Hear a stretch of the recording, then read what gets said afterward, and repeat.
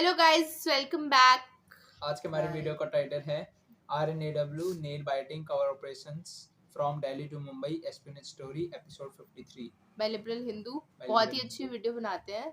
और guys, video start करते हैं उससे पहले अगर आपने हमारे चैनल को सब्सक्राइब नहीं किया तो नीचे सब्सक्राइब के बटन और बेल आइकन को प्रेस कर दीजिए, जिससे कि अगर हम कोई भी न्यू वीडियो अपलोड करें तो उसका नोटिफिकेशन आपको मिल जाए।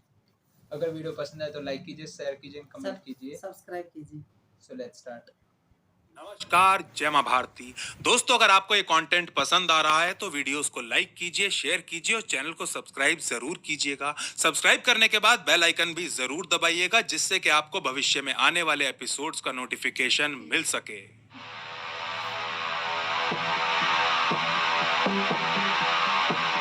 12 अप्रैल 2017। आज के इस दिन आईएस अफगानिस्तान की सारी लीडरशिप कंधार के एक सेफ हाउस में एक साथ इकट्ठा हुई है। थोड़ी देर बाद इनके बीच एक अत्यंत महत्वपूर्ण मीटिंग शुरू होने वाली है। मीटिंग जिसमें केवल एक ही विषय पर चर्चा की जाएगी, भारत के अंदर बारूद की होली खेलना।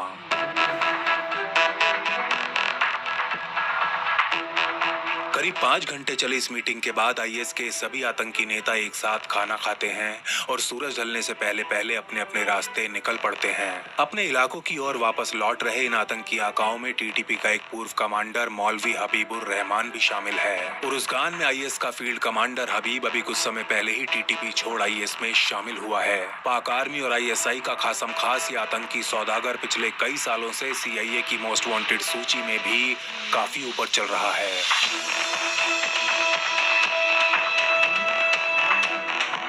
हबीब के साथ उसकी पचहरों में कुल 5 लोग सवार हैं और इनमें से एक का नाम है शाहिद मोमिनुल्लाह। हबीब के बाकी साथियों के उलट शाहिद एक पढ़ा लिखा पाकिस्तानी है। 3 साल पहले उसका चचेरा भाई उसे हबीब के पास लेकर आया था और वो तब से ही उसके अकाउंट्स हैंडल करने का काम कर रहा है। शाहिद की मेहनत, लगन और उसके पैसे बनाने के नए नए आइडियाज के चलते वो बहुत कम समय में हबीब के काफी करीब आ गया था। बहुत जल्द उसका सबसे विश्वसनीय नौकर बन गया था। 12 अगस्त की रात उरुस्गान वापस पहुंचने के बाद शाहिद और हबीब थोड़ी देर अपने अफीम के बिजनेस के ऊपर कुछ बातें करते हैं और फिर सोने के लिए अपने अपने कमरे में चले जाते हैं।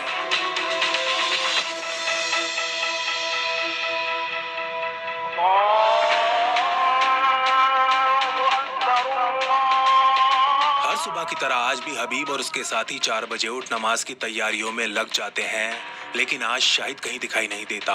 काफी देर इंतजार करने के बाद जब हबीब शाहिद के बारे में पूछता है तो उसका सेकंड इन कमांड हारून उत्तर देता है, भाईजान, रात को शाहिद की तबीयत बहुत ज्यादा बिगड़ गई थी। उसे बहुत तेज उल्टी दस्त लग गए थे, तो मैंने उसे डॉक्टर के पास जाने को कहा है। वो दोपहर तक लौट आएगा।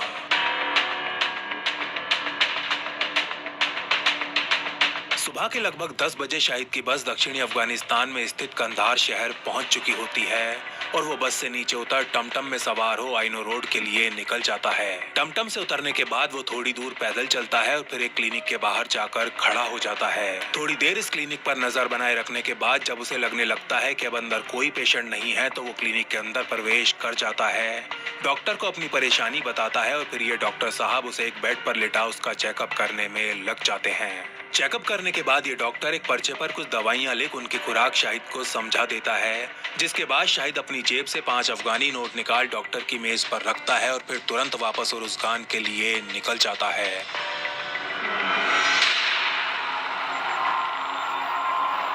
शाहिद के जाने के कुछ देर बाद ये डॉक्टर अपना क्लिनिक बंद करता है और पैदल ही अपने घर की ओर निकल पड़ता है। घर पहुंचने के बाद ये डॉक्टर अपनी जेब से वो 5 नोट निकाल बड़ी सावधानी से एक टेबल के ऊपर बिछा देता है। टेबल के ऊपर रखा एक लैंप ऑन करता है और फिर जैसे ही ड्रॉअर से एक मैग्नीफाइंग ग्लास निकाल इन नोट्स के ऊपर फिराता है तो उसकी आंखों के सामने पेंसिल से लिखे छोटे छोटे से अक्षर उभरने लगते हैं।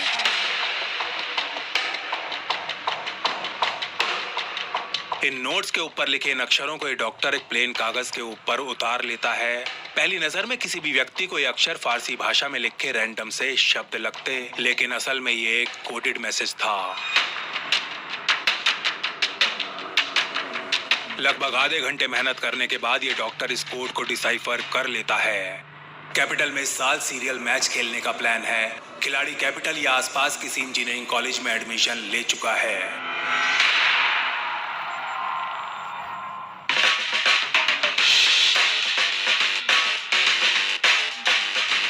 इधर ये डॉक्टर इस मैसेज को डिकोड करता है और उधर 1200 किलोमीटर दूर आरएनएडब्ल्यू के हेडक्वार्टर्स में एक हड़कंप सा मच जाता है।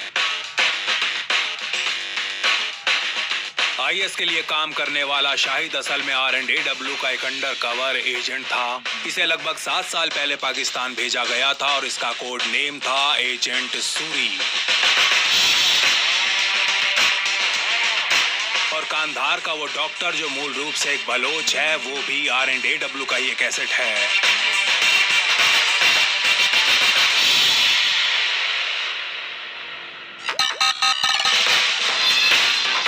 एजेंट सूरी द्वारा दी गई इस इंटेलिजेंस के अनुसार आईएस दिल्ली में सीरियल धमाके करवाने का प्लान बना चुका था और इस शैतानी प्लान को अंजाम देने के लिए उसका एक अत्यंत खूंखार आतंकी इंजीनियरिंग स्टूडेंट के भेष में दिल्ली पहुंच चुका था।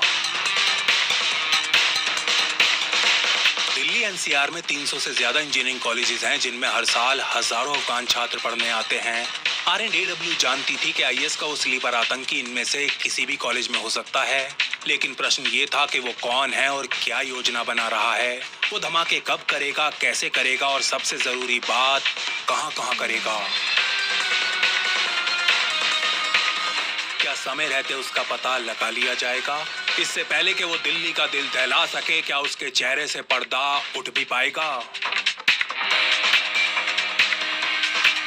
भेड़ की खाल में छिपे इस भेड़िए को बेनकाब करने के लिए आरएनएडब्ल्यू के कुछ सरफिरे ऑफिसर्स एक अत्यंत गुप्त ऑपरेशन को लॉन्च कर देते हैं। देश की धरती पर किया जाने वाला एक अंडरकवर मिशन जिसे नाम दिया जाता है ऑपरेशन विद्यार्थी।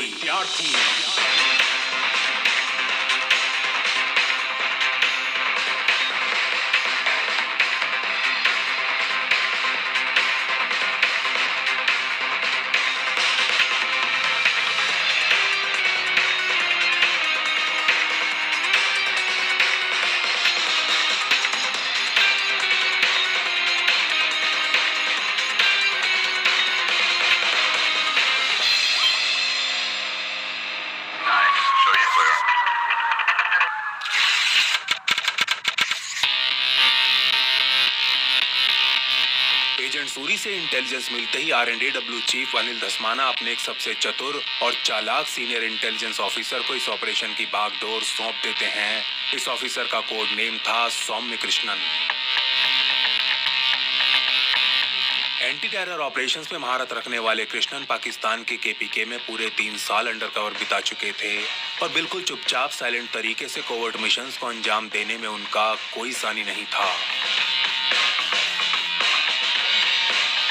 ऑफिसर कृष्णन जानते थे कि अगर आईएस के एक आतंकी को छात्र के भेष में दिल्ली भेजा गया है तो उसके हैंडलर्स की तरफ से फाइनेंशियल यानी कि आर्थिक गतिविधियां भी जरूर हुई होंगी और उन्हें यह भी अच्छे से पता था कि पूरी दुनिया में केवल एक ही देश ऐसा है जहां से आईएस के लिए मनी लॉन्ड्रिंग का ज्यादातर काम किया जाता है, दुबई। यही कारण था कि इस ऑपरेशन के लिए सबसे पहले उन्होंने एक ऐसे सीनियर एजेंट को चुना था जो पैसे के मूवमेंट को मीलों दूर से सूंघ लिया करता था। 50 वर्षीय सीनियर एजेंट का कोड नेम था आनंद प्रकाश। अरबी और फारसी समेत मिडिल ईस्ट की कई भाषाओं में पारंगत एजेंट प्रकाश को सीआईए में अपनी दोस्ती के लिए भी जाना जाता था। वो 2001 और 2007 के बीच मिडिल ईस्ट में काम कर चुके थे और इस दौरान उन्होंने सीआईए के कई एजेंट्स को सफलतापूर्वक अपना एसेट बनाया था। कृष्णन द्वारा चुने गए दूसरे एजेंट को आरएनएडब्ल्यू में द हिप्नोटिस्ट के नाम से जाना जाता था। भूपेश त्रिखा कोड नेम वाला ये 37 वर्षीय एजेंट इंसान तो इंसान एक पालतू कुत्ते को भी अपने मालिक से गद्दारी करने के लिए कन्विंस कर लिया करता था। एजेंट त्रिखा इस समय कश्मीर में थे और अंडरकवर रहते हुए आईएसआई के स्थानीय गुर्गों के ऊपर इंटेलिजेंस इकट्ठा करने का काम कर रहे थे। उन्हें तुरंत पहली फ्लाइट से नई दिल्ली आने का संदेश भेज दिया जाता है। तीसरा और आखिरी व्यक्ति जिसे कृष्णन अपनी इस टीम के लिए चुनते हैं वो आरएनएडब्ल्यू नहीं बल्कि दिल्ली पुलिस की स्पेशल सेल में काम करता था। ये घरेलू ऑपरेशन था और संविधान के अनुसार आरएनएडब्ल्यू को घरेलू धरती पर ऑपरेट करने की अनुमति नहीं होती। इसीलिए कृष्णन के आग्रह पर दिल्ली पुलिस के इस 34 वर्षीय एसआई को उनकी टीम में भेज दिया जाता है। झज्जर में जन्मे इस एसआई का कोड नेम था अजय राणा।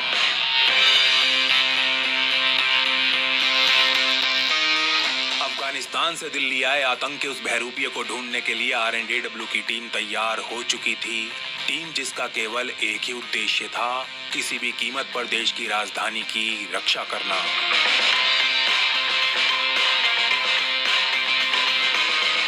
इससे पहले कि वो भेड़िया मासूम भारतीयों का खून बहाता, RNAW के इन 4 एजेंट्स को उसकी असली पहचान पता लगानी थी, लेकिन ये इतना आसान नहीं होने वाला था। इस समय दिल्ली NCR के अलग अलग इंजीनियरिंग कॉलेजेस में कुल 8 से 10,000 अफगान छात्र पढ़ाई कर रहे थे और कहना असंभव था कि IS का वो अंडरकवर आतंकी IIT जैसे किसी प्रतिष्ठित संस्थान में पढ़ रहा है या फिर गाजियाबाद के किसी 4 कमरों वाले कॉलेज में।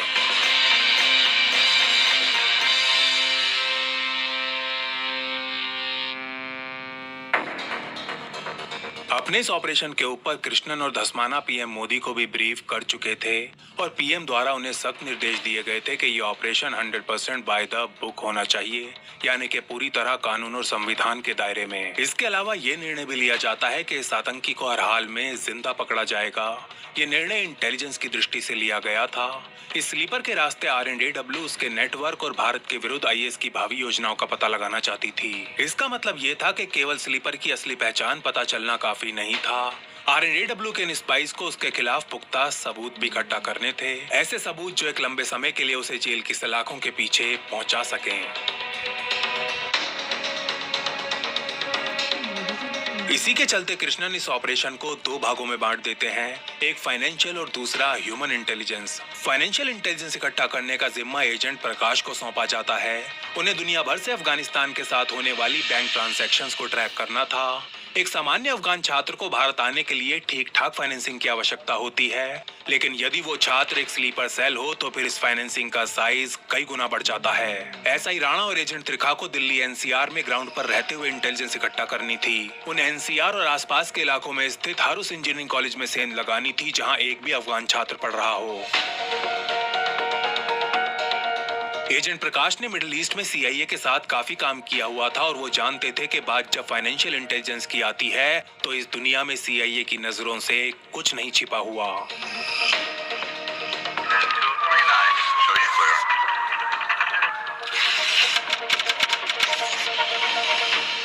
11 सितंबर 2001 के दिन हुए ट्विन टावर हमले ने अमेरिका के साथ साथ पूरी दुनिया को हिलाकर रख दिया था। ये CIA का आज तक का सबसे बड़ा इंटेलिजेंस फेलियर था और अंतर्राष्ट्रीय इंटेलिजेंस कम्युनिटी जानती थी कि उनकी सीक्रेट दुनिया अब हमेशा हमेशा के लिए बदलने वाली है।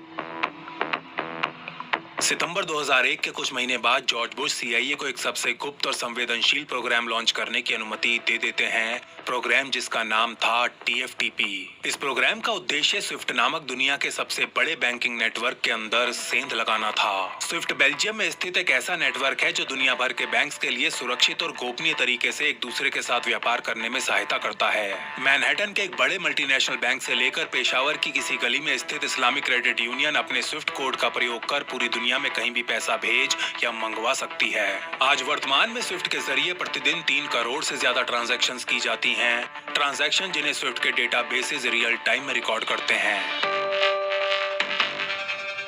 TFTP को लैंगले स्थित CIA हेडक्वार्टर से ट्रेजरी डिपार्टमेंट की देखरेख में चलाया जा रहा था और अपने इस प्रोग्राम के तहत CIA बेल्जियम से बिना पूछे या बताए स्विफ्ट के डेटाबेसेस को हैक कर लेती है और इसी के साथ दुनिया के कोने कोने में होने वाली प्रत्येक आर्थिक मूव को ट्रैक करना शुरू कर देती है।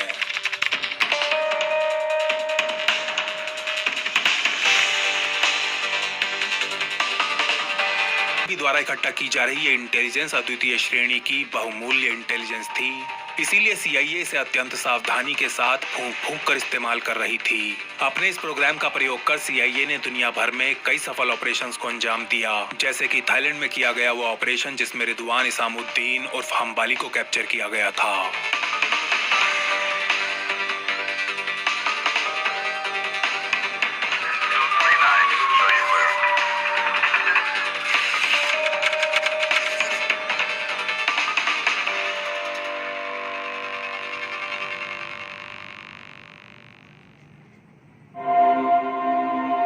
इंडोनेशिया में अलकायदा का एक सहयोगी संगठन है जैमा इस्लामिया और इसके सर्वे सर्वा का नाम है रिदवान इसामुद्दीन उर्फ हमबाली। एक अत्यंत क्रूर आतंकी सरगना जिसे साउथ ईस्ट एशिया का ओबीएल कहा जाता था। अफगानिस्तान में ओबीएल के साथ मिल सोवियत यूनियन से लड़ने के बाद अंबाली ने सऊदी अरब की फंडिंग से एशिया की सबसे बड़ी और निर्मम आतंकी सेना खड़ी कर ली थी। 12 अक्टूबर 2002 की रात अंबाली की यही सेना इंडोनेशिया के एकमात्र हिंदू बहुल शहर बाली में सीरियल धमाके करती है। धमाके जो पश्चिमी इंटेलिजेंस एजेंसीज को 9/11 की याद दिला देते हैं। रात के 11:05 पर शुरू हुए आतंक के इस तांडव में कुल 202 लोग मारे गए थे और लगभग इतने ही घायल हुए थे। मारे जाने वाले इन लोगों में ऑस्ट्रेलिया के 88 नागरिक, इंडोनेशिया के 38, ब्रिटेन के 23 और बाकी स्थानीय हिंदू शामिल थे। अंबाली के आतंकियों द्वारा कुल 6 धमाके किए गए थे, जिनमें से 5 ने नाइट क्लब्स को निशाना बनाया था, जबकि एक छोटी तीव्रता वाला धमाका अमेरिकन कॉन्सुलेट के बाहर किया गया था। इस घटना के तुरंत बाद अंबाली CIA की मोस्ट वांटेड सूची में दूसरे नंबर पर आ गया था।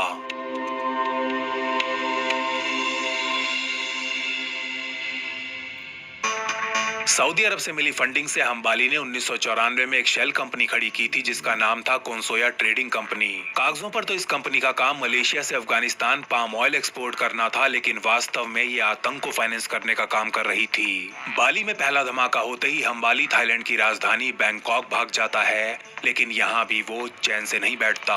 यहाँ रहते हुए अंबाली थाईलैंड के होटल्स और बैंकॉक में ही अक्टूबर 2003 में होने वाली एपेक्स समिट को निशाना बनाने की प्लानिंग शुरू कर देता है। अपने इन प्लान्स को अंजाम देने के लिए अंबाली को पैसों की आवश्यकता थी और उसकी कंपनी को अफगानिस्तान, पाकिस्तान, सऊदी और दुबई जैसे देशों से खूब पैसा भेजा भी जा रहा था।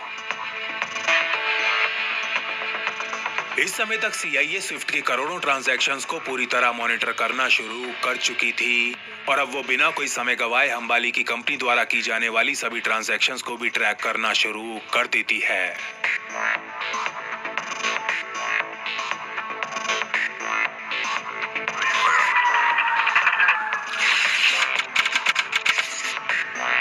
जल्दी CIA के पास उन सभी लोगों के नाम और बैंक डिटेल्स होती हैं जो दुनिया भर से अंबाली को पैसा भेज रहे थे। ऐसा ही एक नाम था रहमतुद्दीन पराचा। दुबई में रहने वाला एक पाकिस्तानी व्यापारी जो केवल कुछ ही महीनों के अंतराल में अंबाली की कंपनी से लगभग $1.25 लाख का पाम ऑयल खरीद चुका था। पाम ऑयल जिसका कोई नामो निशान नहीं मिल पा रहा था। पराचा की कुंडली तैयार करने के लिए CIA दुबई में अपने एक अंडरकवर एसेट को एक्टिवेट कर देती है जिसका कोड नेम था रॉबिन। दुबई की पाकिस्तानी कम्युनिटी में एजेंट रॉबिन की काफी अच्छी जान पहचान थी और इसीलिए आज पहली बार CIA ने उसे इतना बड़ा महत्वपूर्ण काम करने को दिया था।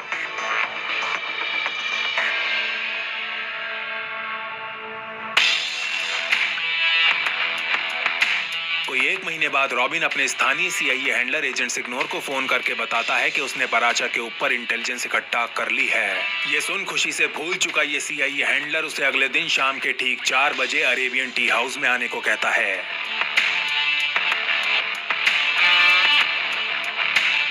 अगले दिन कोई 3:45 बजे agent signor Arabian tea house पहुंच जाता है और अपने लिए कॉफी ऑर्डर कर बहुत ही बेसब्री से रॉबिन का इंतजार करने लगता है। कॉफी आ जाती है, देखते ही देखते खत्म भी हो जाती है, लेकिन रॉबिन कहीं दिखाई नहीं देता। घड़ी की सुइयां 4:30 के पार जा चुकी थी और रॉबिन के इंतजार में उतावला हो रहा एजेंट सिग्नोर एक बार फिर वेटर को बुला जैसे ही अपने लिए एक और कॉफी ऑर्डर करता है, उसके पीछे से एक आवाज आती है, भाई साहब कॉफी नहीं, चाय ऑर्डर कीजिए, चाय। ये सुन जैसे ही सिग्नोर पीछे मुड़ता है तो उसके सामने खड़ा एक आदमी अपना हाथ आगे बढ़ाते हुए कहता है, hello mister signor, my name is Prakash, Anand Prakash. थोड़ा सा चौंक चुका एजेंट सिग्नोर एक भारतीय को अपने सामने देख कहता है, जी कहिए क्या काम है, क्या मैं आपको जानता हूँ?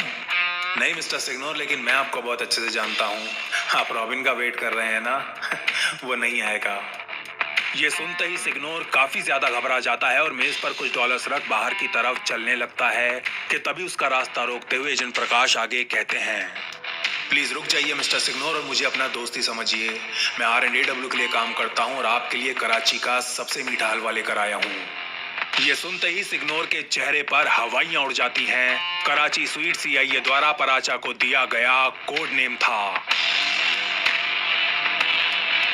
एजेंट प्रकाश से अपने टारगेट का कोड नेम सुन सिग्नोर चुपचाप नीचे बैठ जाता है और उनके ब्रीफकेस की तरफ इशारा करते हुए कहता है, तो लाओ, जो भी देना है जल्दी दो, फालतू टाइम नहीं है मेरे पास। अरे ऐसी भी क्या जल्दी है मिस्टर सिग्नोर, पहले थोड़ी इधर उधर की बातें कर लेते हैं ना। आपका वो रॉबिन एक डबल एसेट है और मेरे लिए भी काम करता है मिस्टर सिग्नोर। मैं जानता हूँ कि सीआईए गैर कानूनी तरीके से बैंक ट्रांजैक्शंस को मॉनिटर कर रही है। ये सुनते ही सिग्नोर और ज्यादा चौंक जाता है। यार आप क्या बात कर रहे हो, मुझे कुछ नहीं पता और अब मैं यहाँ एक सेकंड भी नहीं रुकने वाला। गुस्से से आग बबूला हो चुका सिग्नोर ये कहते हुए जैसे ही खड़ा होता है, एकदम शांत बैठे एजेंट प्रकाश उससे कहते हैं, मिस्टर सिग्नोर मैं आपको ब्लैकमेल नहीं कर रहा। मेरी जगह अगर आप होते तो अब तक मुझे कच्चा चबा गए होते। ये कहते हुए प्रकाश अपने ब्रीफकेस से एक फाइल निकालते हैं और सिग्नोर के सामने रख देते हैं। इस फाइल में रहमतुद्दीन पराचा के ऊपर हर प्रकार की इंटेलिजेंस मौजूद थी। मिस्टर सिग्नोर आप ये फाइल रख लीजिए, बस इतना याद रखिएगा कि आपके पैसे से पाकिस्तान भारत के अंदर आतंकवाद फाइनेंस कर रहा है। आपकी वजह से आए दिन मेरे देशवासी मारे जा रहे हैं। आपकी वजह से आप लोगों के ऊपर बस एक हमला हुआ, बस एक हमला और आपने एक अच्छे खासे देश की माँ बहन कर डाली। जरा सोचिए, ऐसे हमले तो हमारे ऊपर रोज होते हैं।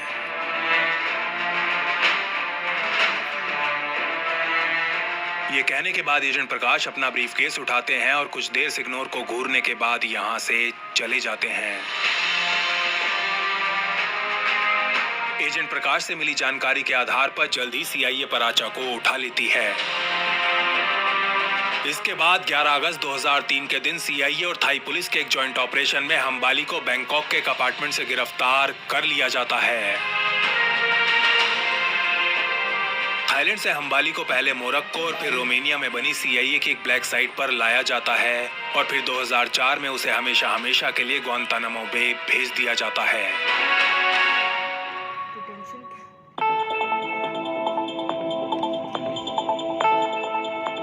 14 साल पहले दुबई के अरेबियन टी हाउस में हुई इस मीटिंग के बाद एजेंट सिग्नोर और एजेंट प्रकाश एक दूसरे के काफी अच्छे दोस्त बन चुके थे और इन दोनों की ये दोस्ती आज भी कायम थी। इस दौरान इन दोनों ने अनेकों एंटी टेरर ऑपरेशंस में एक दूसरे की कई बार मदद की थी। इस समय सिग्नोर सीआईए हेडक्वार्टर्स में एक सीनियर पोस्ट पर काम कर रहे थे।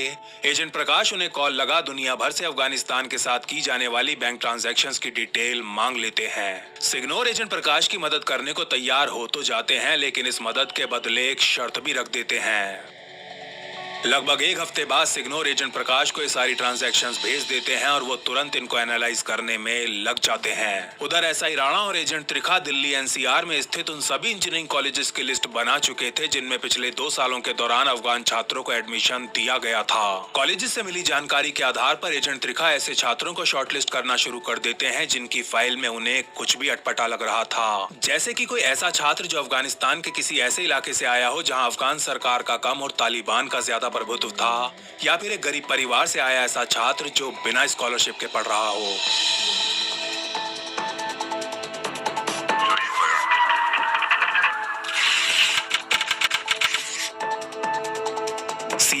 गाइस इसका पार्ट 2 नेक्स्ट वीडियो में आएगा दुबई कनेक्शन से। ओके, तो ऑपरेशन विद्यार्थी जिस किसी ने भी हमें रिकमेंड की थी, थैंक यू। आई थिंक उनका नाम खैर जो भी है। तो सबसे पहले तो कौन कौन थे? इतने सारे नाम है। ओके, हाँ, सबसे पहले हबीब थे। ओके, हबीब था और साथी था शाहिद जो इंडिया का एजेंट सूरी करके जो मैं बताती हूँ। तो जो रॉ के चीफ थे उन्होंने कृष्णन को अपॉइंट किया था क्योंकि वो बहुत ही कोर्ट ऑपरेशन से बहुत अच्छे माने जाते थे। उसके बाद उन्होंने 3 अपने एजेंट्स लिए थे और उनमें एक का नाम था ये प्रकाश जो ये बैंक फाइनेंस ट्रांजैक्शंस में जो माहिर थे, और एक का नाम था वो भूपेश, मतलब कि वो टी से था ना, राणा था ना, एक त्रिखा और भूपेश सेम है। और एक राणा था ना शायद, अजय राणा जो एसआई थे दिल्ली पुलिस में, और सुदीप वो थे ना, उनको एजेंट सूरी भी कहा जाता है। शाहिद, अरे सबसे हैरानी की बात, अफगानिस्तान वाला, हाँ वो शाहिद वो थे रॉ के लिए काम कर रहे थे और इवन जो डॉक्टर थे वो भी रॉ के लिए काम कर रहे थे। वो बलोच थे जो डॉक्टर ओरिजिन से जो बताया गया था अफगानिस्तान में जो काम कर रहे थे। और ये बहुत अच्छा था। फिर रॉबिन मतलब दोनों तरफ से खेल रहा था, सीआईए का भी काम कर रहा था, रॉ का भी। बोल तो रहे थे जो आपका जो एसेट है वो हमारे लिए भी काम कर रहे हैं रॉबिन। और ये कौन थे? प्रकाश। तो खेलना भी बहुत कुछ होता है भाई, बहुत ज्यादा पैसे देने पड़ते हैं, उसके बदले वो काम करते हैं। सीआईए का कौन था जो उस टी पे मिला था?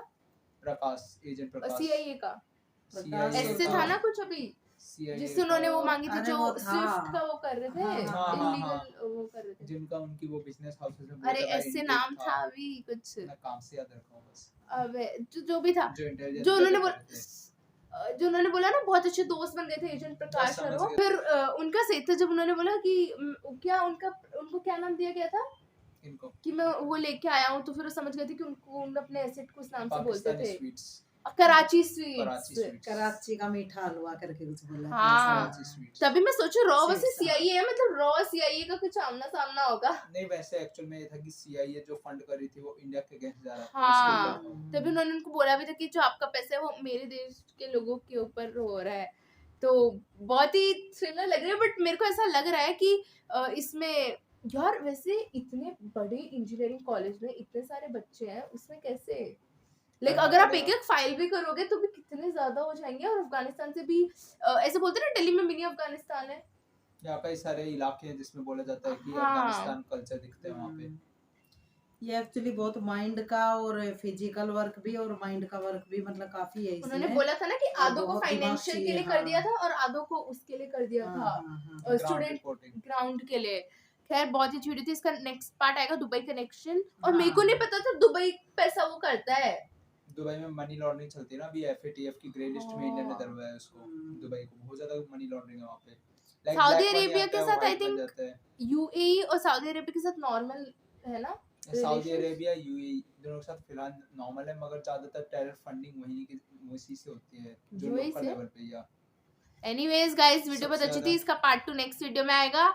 और अगर आपको वीडियो अच्छी लगी तो नीचे लाइक कर देना, कमेंट करना, शेयर करना और सब्सक्राइब करना। तो इस वीडियो के लिए इतने, आपसे अगली वीडियो में मिलते हैं, जब तक के लिए जय हिंद।